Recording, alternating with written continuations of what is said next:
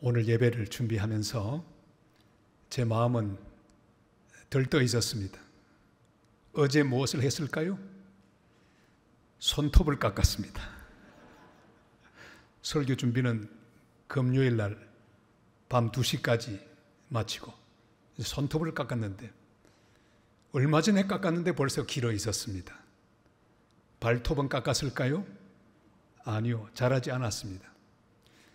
우리 한국 속담에 재미있는 속담이 있습니다.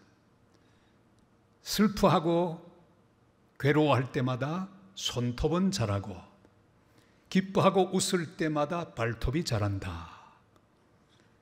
무슨 뜻일까요? 인생을 살면 기쁜 일, 좋은 일, 웃는 일보다 괴로운 일이 훨씬 많다. 울고 싶은 순간이 더 많다는 것을 보여주는 그런 속담이 될 것입니다. 살아온 지난 날들 돌아보면 울었던 적들이 많이 있었습니다. 슬퍼서 울고 외로워서 울고 억울해서 울고 아파서 울고 고달파서 울고 사랑하는 사람을 잃어버려서 울었던 그런 경험들이 있으실 것입니다. 지금도 남이 모르는 그런 눈물을 감추고 있는 성도들도 많이 있을 것입니다. 아일랜드 속담에도 있습니다. 흐르는 눈물은 괴로우나 이보다 더 괴로운 것은 흐르지 않는 눈물이다. 남들은 모릅니다. 속에서 정말 고통스러우면 눈물도 나지 않습니다. 이런저런 눈물 우리 인생들은 많이 흘리고 삽니다. 그러나 오늘 우리 주님 예수 그리스도, 우리 예배를 받으시고 계신 주님은 우리 눈물에 대하여 관심이 많으십니다. 특히 남몰래 흘리는 눈물, 통곡하는 눈물, 눈물도 메말라버린 흐르지 않는 감추어진 눈물, 주님은 다 이해하고 계십니다. 오늘 어떤 눈물을 속에 감추고 오셨던지 주님이 우리의 마음을 보시고 눈물을 보시고 말씀해 주는 거룩한 시간이 되시기를 바랍니다. 이스라엘 민족이 당했던 고통의 경험에서 나온 찬송 104장 보면 곧 오소서 임마누엘 오 구하소서 이스라엘 그 포로 생활 고달파 이런 가사가 나옵니다.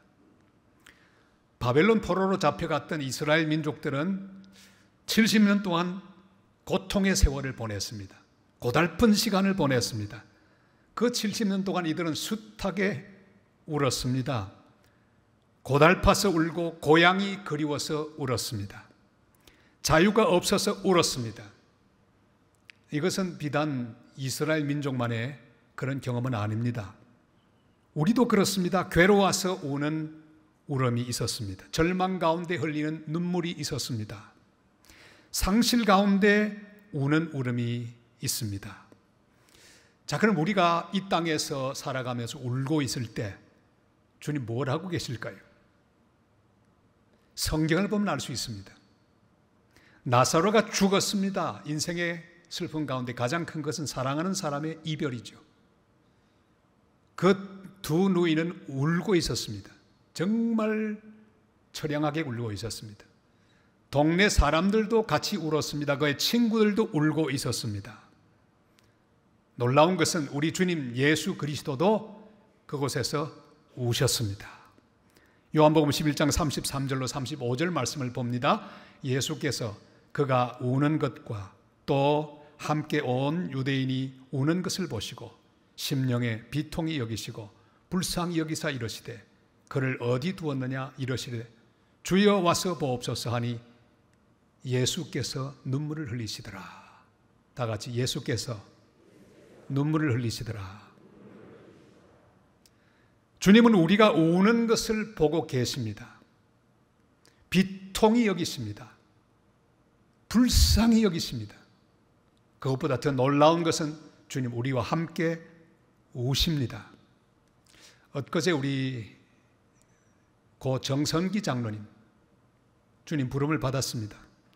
장례식을 인도하면서 눈물을 삼켰습니다. 왜냐하면 23년 동안 저와 함께 하나님 일하면서 지내왔던 그 모든 순간들이 일시에 다 생각났기 때문입니다. 눈물을 감추고 참았습니다. 예배를 마치고 드디어 장지로 보내어드리는데 그 안에 차 안에서 유족들을 만났습니다. 제 눈물이 터졌습니다.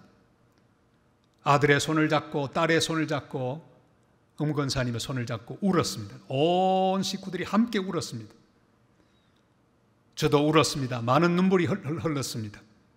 그러나 그것뿐 더 이상 제가 해드릴 게 없었습니다. 그저 울었을 뿐이에요. 그런데 우리 주님 그 나사로의 장례식에 오셔서 함께 우셨습니다. 우실 뿐 아니라 얼마 뒤에 나사로를 살려주셨습니다. 그 슬픔의 원인을 제거해 주셨습니다. 우리 주님 우리와 함께 울어주실 뿐 아니라 우리를 일으키시는 부활의 주님이십니다. 이것보다 더 귀한 복음은 없습니다. 부활의 능력이신 우리 주님 예수 그리스도가 우리와 함께 울고 계시다는 사실, 이것은 우리 인생의 놀라운 보증입니다. 또한 우리 눈물은 그냥 떨어지는 게 아닙니다. 주의 병에 담으신다 말씀하셨습니다. 시편 56편 8절 우리 다 같이 읽으실까요? 나의 유리함을 주께서 계수하셨사오니 나의 눈물을 주의 병에 담으소서 이것이 주의 책에 기록되지 아니하였나이까. 아멘. 우리의 눈물을 주님이 기억하십니다. 내 인생에 대하여 주님은 계획이 있으십니다.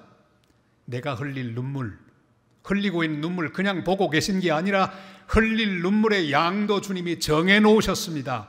욥의 시련도 끝날 때가 왔던 것을 기억하시기를 바랍니다. 시편 30편 5절이 이렇게 말씀하십니다. 다 같이요. 그의 노염은 잠깐이요 그의 은총은 평생이로다. 저녁에는 울음이 깃들일지라도 아침에는 기쁨이 오리로다. 아멘. 우리 인생의 고난도 주님께서 그 기한을 다 정해 놓으셨습니다. 어떤 고통의 순간도, 울음이 터지는 순간도 주님께서 나와 함께 울고 계시다는 사실을 기억하시기를 바랍니다. 나사로의 누이들과 함께 우시던 주님은 곧 울음의 원인인 나사로를 일으키신다는 사실을 확신하고 주님을 바라보시기를 바랍니다. 예수님의 빈 무덤을 보고 울고 있던 막달라 마리아, 그를 향해 뭐라고 말씀합니까? 어찌하여 울며 누구를 찾느냐? 무슨 뜻일까요? 야, 울 일이 아니다. 빈 무덤을 보고 우는데 울 일이 아니다. 그것은 부활의 가장 확실한 증거다. 울지 마라. 울 일이 아니다. 우리 주님의 말씀을 듣고 빈 무덤만 보고 울지 말고 눈을 들어 부활의 주님, 살아계신 주님을 바라보는 복된 믿음의 성도들 다 되시기를 주님의 이름으로 축원합니다. 포로 생활이 고달팠습니다. 70년 동안 정말 많이 울었습니다. 그런데 때가 참에 70년 뒤에 예루살렘으로 다시 돌아왔습니다. 52일 만에 성벽 공사를 다 마쳤습니다. 이스라엘 백성들은 수문 앞 광장에 모여 학사 겸 제사장 에스라가 하나님의 율법책을, 하나님 말씀을 읽는 것을 들었습니다. 그 말씀을 해석해 주었습니다. 말씀 앞에서 그들은 울기 시작합니다. 이스라엘 백성들은 말씀을 듣고 다 울었다고 기록하고 있습니다. 느헤미야 8장 8절로 9절까지 말씀을 읽습니다. 하나님의 율법책을 낭독하고 그 뜻을 해석하여 백성에게 그 낭독하는 것을 다 깨닫게 하니 백성이 율법의 말씀을 듣고 다 우는지라. 아멘. 포로 생활이 고달파 괴로워서 울던 그들이 이제는 하나님의 말씀 앞에 우는 단계로 올라갔습니다. 그들의 포로 생활의 원인이 바로 하나님께 불순종한 것 때문이 깨닫고 회개하며 울었습니다. 아직도 자기들을 사랑하는 하나님의 사랑을 기억하고 울었습니다. 지금까지 한 번도 자기들을 버리지 않으셨다는 사실이 기억나서 울었습니다. 주님도 우셨으니 인생을 살며 울어도 괜찮습니다. 눈물 나거든 우십시오. 자, 그런데 그냥 마냥 괴로워서 울다가 끝나는 인생이 되어서는 곤란합니다. 우리의 눈물은 승화되어야 합니다. 한 주일 동안 어떤 눈물 자국이 있었던지, 어떤 눈물을 흘렸던지 예배의 자리로 나와서 주님 앞에 예배하는 성도는 하나님의 말씀 앞에서 울어야 합니다. 선포되는 하나님 말씀을 듣고 뜨겁게 터져 나오는 회개의 눈물을 흘리는 복된 성도들이 되시기를 바랍니다. 주님을 부인했던 베드로는 닭 울음소리를 듣고 주님의 말씀이 기억나 심히 통곡하며 울며 회개했습니다. 예배 때마다 베드로의 닭소리를 들을 수 있는 영적인 귀들이 있으시기를 바랍니다. 오늘 베드로처럼 주님의 말씀이 기억나서 나도 모르게 떨어지는 눈물이 있는 복된 성도들이 되시기를 바랍니다. 예배 시간에 눈물이 흐르거든 그냥 내버려 두세요. 정상이에요. 말씀 앞에 오는 단계로 성장했다고 하는 증거가 될 것입니다. 베드로의 모습을 보실까요? 누가복음 22장 61절 62절을 읽습니다. 주께서 돌이켜 베드로를 보시니 베드로가 주의 말씀 곧 오늘 닭 울기 전에 네가 3번 나를 부인하리라 하심이 생각나서 밖에 나가서 심히 통곡하니라. 아멘. 회개의 눈물보다 귀한 것은 없습니다. 이런 눈물은 흘릴수록 좋습니다. 마태복음 5장 4절에도 말씀하십니다. 다 같이요. 애통하는 자는 복이 있나니 그들이 위로를 받을 것이며. 아멘. 하나님 말씀을 듣다가 주님이 그래도 나를 사랑하시는구나 깨달아져서 나도 모르게 눈물을 흘리는 복된 성도들이 되시기를 바랍니다. 뮤지컬 배우 가운데 카이라고 하는 배우가 있습니다. 그가 부른 노래 가운데 이쁘다 이런 노래가 있어요. 들어보셨죠? 오늘 중으로 한번 꼭 다운받아서 들어보시기를 바랍니다. 이렇게 되어 있습니다. 이뻐서 네가 아니라 너라서 이쁘다. 한번 같이 하십시오. 이뻐서 내가 아니라 너라서 이쁘다. 무슨 뜻일까요? 여러 조건을 갖추었기 때문에 이런저런 이유 때문에 너를 사랑하는 게 아니라 너 자체로 사랑한다 그 말이에요. 그 옆에 있는 성도들에게 한마디 해주세요. 이뻐서 내가 아니라 너라서 이쁘다. 할렐루야. 주님은 우리가 자격을 갖추었기에 사랑하는 것이 아닙니다. 그럼에도 불구하고 내 모습 이대로 사랑하십니다. 이스라엘의 왕이었던 솔로몬, 포도원에서 일하는 한 처녀 술람 여인을 만납니다. 햇빛에 걸린 검은 얼굴입니다. 그런데 그는 고백합니다. 검어도 아름답도다. 주님을 우리가 죄가 많음에도 사랑한다고 말씀합니다. 부족함에도 사랑한다고 말씀하십니다. 연약함에도 사랑한다고 말씀하십니다. 술람 여인을 사랑하던 솔로몬이 노래하듯 주님은 우리를 사랑하십니다. 하나님 말씀을 들을 때마다 주님 아직도 나를 버리지 않으셨구나. 지금도 나를 붙들고 계시구나. 아하, 주님이 내 곁에 계시는구나. 주님이 여기 계시는구나. 지나간 모든 고통은 다 주님의 사랑 때문이었구나. 주님이 나를 연단하셨구나. 이런 것들을 깨달으면서 나도 모르게 주르르 흐르는 눈물의 경험을 매주일 하게 되시기를 주님의 이름으로 축원합니다. 여러분이 기도 많이 해주셔서 벌써 4년이 지나갔습니다. 부산 장신대학교 총장, 이제 저의 임기가 6개월밖에 안 남았습니다. 할렐루야! 아, 얼마나 신나는지 몰라요. 제 평생에 이렇게 힘든 일은 처음 해봤습니다. 하나님 은혜로 여러분 기도해 주셔서 넘어진 학교가 일어났습니다. 정상화되었습니다. 벌써 3년째 입학 충원율도 100% 하나님 은혜로 일어섰습니다. 그 힘든 총장의 일을 하면서 건강을 유지해야 되기에 시작을 한 일이 있습니다. 낙동강 자전거 길로 나가서 아내와 함께 자전거를 탔습니다. 힘들 때는 하나님 주신 아름다운 그 강과 또 산과 들을 보면서 달렸습니다. 한번 나가면 한 30km씩 달렸어요. 사진을 보여드리고 싶은데 쫄바지를 입어서 민망했어요. 근데 어느 날 타고 신나게 가다가 중간 지점쯤 돼서 자전거에 달린 물통에 그 물을 좀 마시기 위해서 앉았습니다. 물을 한 잔 마셨습니다. 근데 그만두고 출발해버리고 말았어요. 한 10km 갔다가 되돌아왔습니다. 아차! 그리고는 찾아갔어요. 벌써 깜빡깜빡한 나이가 됐죠.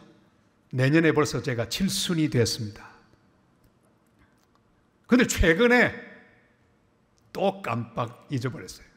이번엔 다른데 저 근해가 있는데 거기서 마시다가 또 잊어버렸어요. 벌써 한 10km 정도 갔는데 허겁지겁 다시 또 달렸습니다. 갔더니 낡은 물통 거기 있는 거예요. 딱 잡는 순간에 하나님 은혜가 제게 임했습니다. 눈물이 맺혔어요. 일어서서 노트를 꺼내 들고 글을 쓰기 시작했습니다. 2번 잃어버린 물통, 앞불사 첫 번째. 자전거 물통을 휴식처 정자에 두고 떠났다. 부랴부랴 찾아갔더니 그곳에 있었다. 그런데 2번째 다시 잊어버렸다. 다시 10km 달려가니 그곳에 있었다. 2번이 아니라 10번이라도 찾아갈 것이다. 낡은 케이스, 쓰던 물통이지만 내게는 소중한 물건. 주님 보시기에 나는 낡은 물통보다 더 귀한 존재, 10번이 아니라 100번이라도 찾아났을 하나님, 너는 내 사랑하는 아들이요 내 기뻐하는 자로다. 너를 찾아서 어디라도 가리라.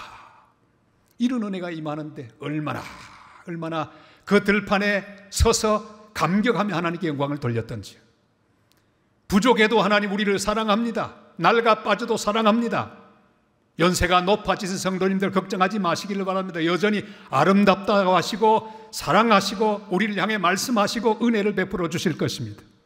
가난해도 사랑하시고 귀하게 여깁니다. 부족한 것이 많고 연약해도 하나님은 사랑하고 우리를 귀중하게 여기십니다. 왜냐? 하나님의 거룩한 은혜로 사신 존재들이기 때문에, 주의 피값으로 사신 하나님의 자녀들이기에 우리를 끝까지 버리지 않고 찾아오시며 말씀하시고 새롭게 하여 주실 줄을 믿습니다. 사랑하는 성도 여러분, 예배 드릴 때마다 하나님의 음성을 말씀으로 듣고 회개의 눈물이 흐르는 경험을 하시기를 바랍니다. 내 삶의 어떤 순간에도 하나님의 음성을 들을 수 있는 준비를 하고 살아야 합니다. 말씀을 듣고 하나님의 사랑을 깨닫고 하나님의 은혜를 깨닫고 감격하며 말씀 앞에서 우는 성도들이 되시기를 주님의 이름으로 축원합니다. 에스라, 느헤미야는 하나님 말씀 앞에서 회개하며 감격하며 울고 있는 이스라엘 백성들에게 말합니다. 오늘은 여호와의 성일이니 슬퍼하거나 울지 말라. 그렇게 말했습니다. 느헤미야는 여호와를 인하여 기뻐하라. 그것이 너희의 힘이니라. 그렇게 말씀했습니다. 우리 느헤미야 7장 9절로 10절까지 말씀 읽습니다. 오늘은 너희 하나님 여호와의 성일이니 슬퍼하지 말고 울지 말라 하고, 느헤미야가 또 그들에게 이르기를 너희는 가서 살진 것을 먹고 단 것을 마시되 준비하지 못한 자에게는 나누어 주라. 이날은 우리 주의 성일이니 근심하지 말라. 여호와로 인하여 기뻐하는 것이 너희의 힘이니라. 아멘. 괴롭고 고달파서 울던 사람이 주님 앞에 나와 예배를 드리고 말씀을 듣다가 죄를 깨닫고 울고 하나님의 사랑을 깨닫고 울고 지금까지 함께 하신 것을 깨닫고 눈물 흘리는 것은 아름답습니다. 여러분, 매주일 그런 눈물이 늘 있기를 바랍니다. 그 교회 올 때는 꼭 손수건을 갖고 오셔야 됩니다. 저는 오늘 손수건을 다렸습니다. 갖고 왔어요. 옛날에 비극영화 보러 가면 다 가져갔잖아요. 그 어느 때인가 교회 나올 때 손수건 안 가지고 나와요. 여러분, 말씀 듣다가 은혜 받다가 울었던 경험이 언제쯤 됐습니까? 하나님의 백성은 말씀 앞에 우는 백성입니다. 죄를 깨닫고 하나님의 사랑을 깨닫고 하나님의 임재를 깨닫고 우는 백성, 그게 바로 우리들입니다. 그런데 그저 눈물만 흘리고 돌아가서는 안 됩니다. 그저 눈물만 흘리고 또 한 주간 살면서 세상의 물질 때문에, 사람 때문에, 고통 때문에 또 웁니다. 그러다가 주님 앞에 나와서 말씀 앞에 또 웁니다. 돌아가서는 세상 앞에서 또 웁니다. 이렇게 울고 악순환이 연속되고 연속돼서 그저 뱅글뱅글 돌다가만 끝나버리는 인생이 아닙니다. 하나님의 말씀으로 은혜 받았거든, 하나님으로 인해 기뻐하는 구체적인 삶을 살아야 합니다. 그 슬픔의 자리를 박차고 일어나서 세상 속으로 들어가고 문제 속으로 들어가서 여호와를 기뻐하며 승리하며 사는 하나님 백성들이 되시기를 바랍니다. 우리 믿음의 차원이 감정에 머물러 있지 말아야 합니다. 바벨론 포로 생활의 고통의 기억을 지워버려야 합니다. 축제를 회복해야 합니다. 초막절을 회복해야 합니다. 이스라엘 민족은 포로 생활에서 구출받은 그 애굽의 생활에서 구원하는 것을 기억하고 늘 초막절을 지켰습니다. 축제입니다. 구원의 축제, 하나님의 임재의 축제, 은혜의 축제를 그들은 늘 했는데 바벨론에 돌아간 이후로 너무 괴롭고 힘들어서 그 축제를 잃어버리고 말았습니다. 그러나 말씀 앞에서 울던 그들은 축제를 회복했습니다. 초막절의 기쁨을 회복했습니다. 한국교회는 다시 예배를 회복해야 합니다. 코로나에게 여러분이 기쁨을 뺏기지 마시기를 바랍니다. 담대하게 마스크를 낄 때 기도하시기를 바랍니다. 주여 오늘도 저를 지켜주시옵소서. 담대하게 예배 자리로 나가시기를 바랍니다. 그리고 하나님의 은혜를 받아야 합니다. 말씀 앞에 우는 백성, 그리고 하나님 앞에서 울고 말씀을 받았거든 믿음으로 일어나 축제를 회복하고 여호와로 인하여 기뻐하는 성도들이 되시기를 바랍니다. 이사야 43장 18절로 20절 말씀을 봅니다. 다 같이요. 너희는 이전 일을 기억하지 말며 옛날 일을 생각하지 말라. 보라 내가 새 일을 행하리니 이제 나타낼 것이라. 너희가 그것을 알지 못하겠느냐. 반드시 내가 광야의 길을 사막의 강을 내리니 장차 들짐승 곧 성냥이와 타조도 나를 존경할 것은 내가 광야의 물을 사막의 강들을 내어 내 백성 내가 택한 자에게 마시게 할 것임이라. 아멘. 과거는 다 골고다의 십자가에 묻어버릴 수 있기를 바랍니다. 우리의 모든 죄는 이미 갈보리 골고다에서 사함받았습니다.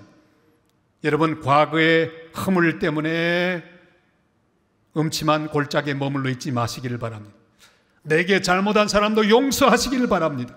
내가 통과했던 그 음침한 그늘 다시는 기억도 하지 말고 믿음으로 승리하시기를 바랍니다. 모든 건 다 지나갔습니다.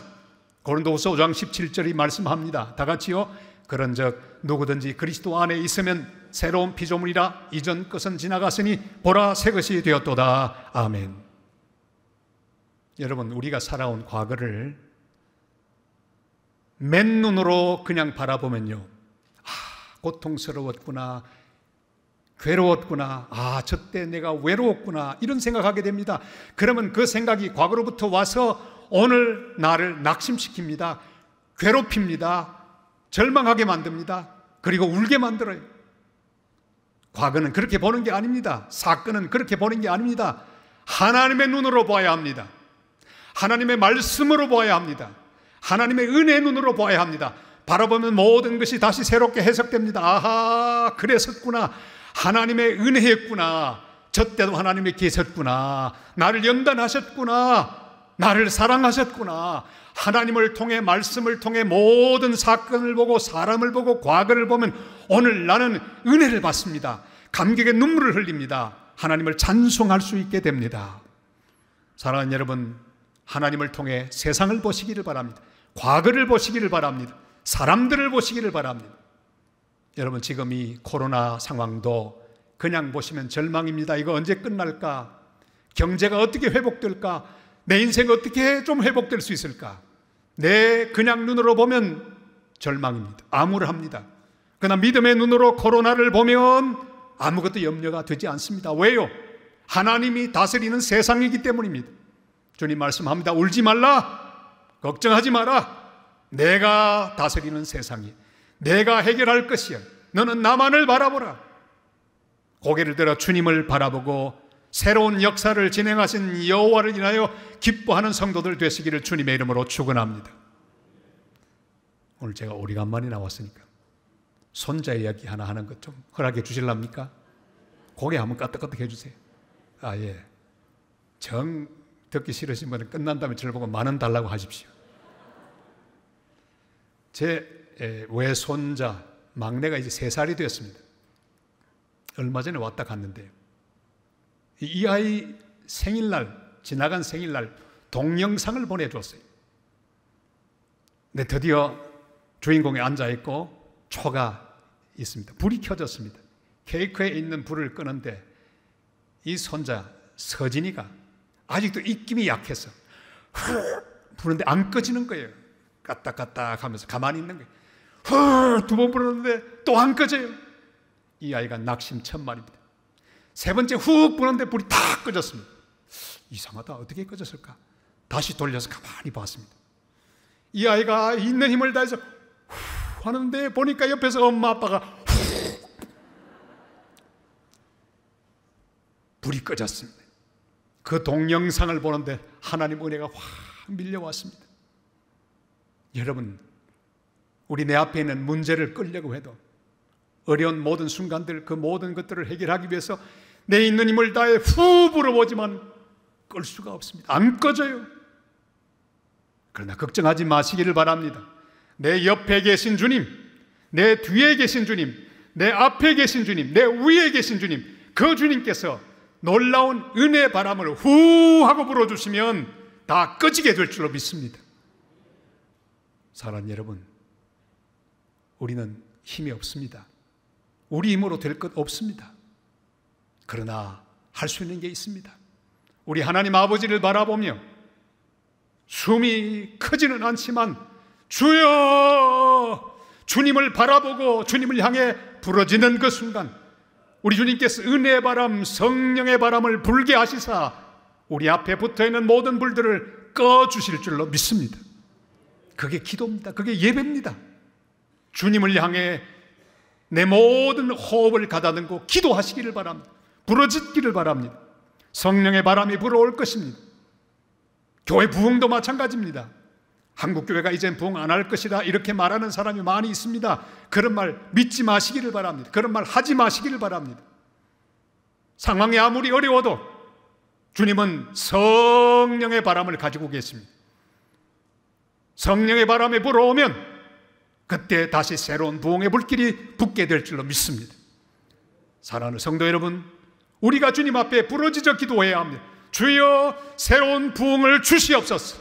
70년 동안 인도하셨사오니 새로운 70년에 새로운 부흥을 주시옵소서. 기도하면 주께서 부흥의 바람을 불게 하여 주실 것입니다. 성령의 바람이 불어오게 될 줄로 믿습니다. 산성교회 부흥의 바람이 다시 불어올 것입니다. 불평과 불만 대신 감사와 찬송으로 주님을 높일 수 있기를 바랍니다. 주님께서 내 인생을 위하여 은혜의 바람을 불게 하실 것입니다. 드디어 고통 가운데 울던 이스라엘 백성은 말씀 앞에서 응답하며 회개와 감사의 눈물을 흘렸습니다. 감격이 북받쳤습니다. 그러나 거기 머물지 않고 여호와로 인하여 기뻐하기로 작정하며 그 슬픔의 자리를 박차고 일어났습니다. 축제를 회복했습니다. 먹고 마시며 여호와를 인해 기뻐했습니다. 다른 사람들에게 나누어 주었습니다. 12절이 그것을 말씀하고 있죠. 다 같이요. 모든 백성이 곧 가서 먹고 마시며 나누어 주고 크게 즐거워하니 이는 그들이 그 읽어 들려준 말을 밝히 알미라. 아멘.